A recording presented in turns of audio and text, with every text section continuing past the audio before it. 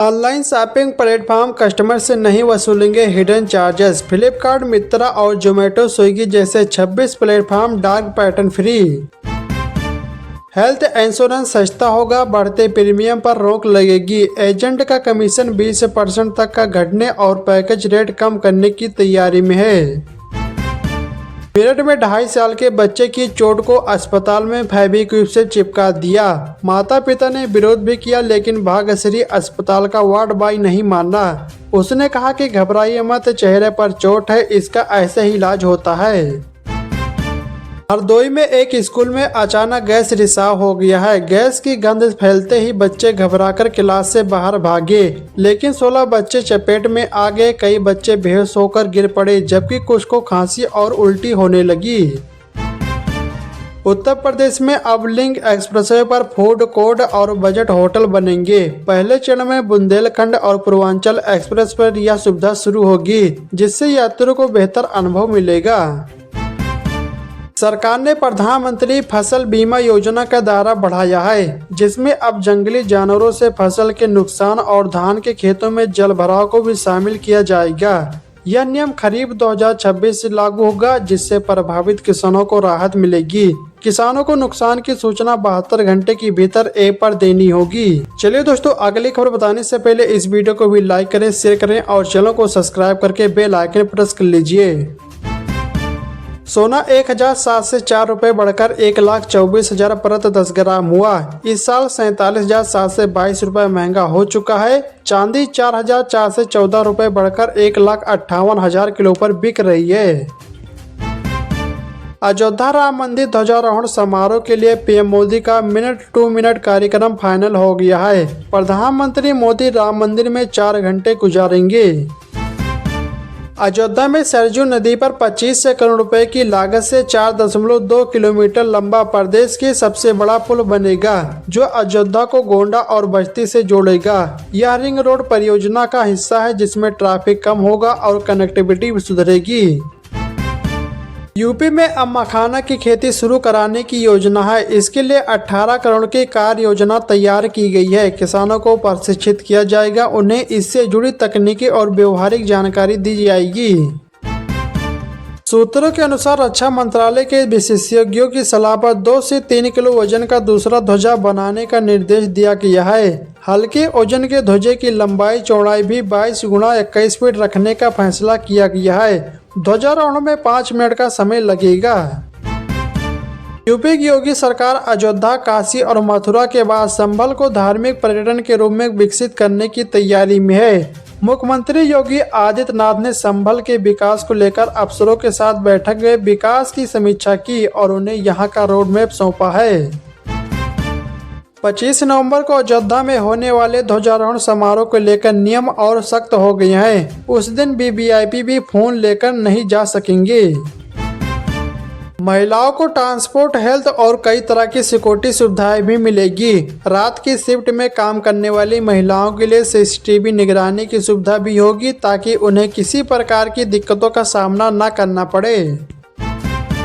उत्तर प्रदेश में गरीब छात्राओं के लिए निजी स्कूलों में दाखिला अब और आसान होगा, क्योंकि नए सत्र में आरटीई के तहत 45 से अतिरिक्त स्कूल जुड़ेंगे, जिससे लगभग 45,000 सीटें बढ़ जाएंगी और दाखिला प्रक्रिया दिसंबर से शुरू होने की उम्मीद है।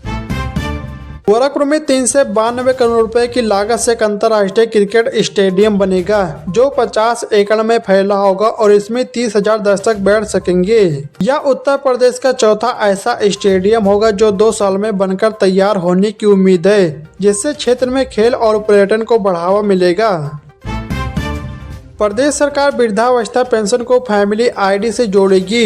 इससे बुजुर्गों को पेंशन के लिए आवेदन करने, फाइल प्रोसेस होने या इससे जुड़े अन्य कार्यों के लिए दफ्तरों के चक्कर नहीं काटने होंगे। बिजली विभाग की ओर से 1 दिसंबर से शुरू होने वाले एक मुक्त समाधान योजना के तहत कनेक्शन के उपरांत एक बार भी बिल न जमा करने और लंबे समय के बकायेदार उपभोक्ताओं को ही लाभ मिलेगा।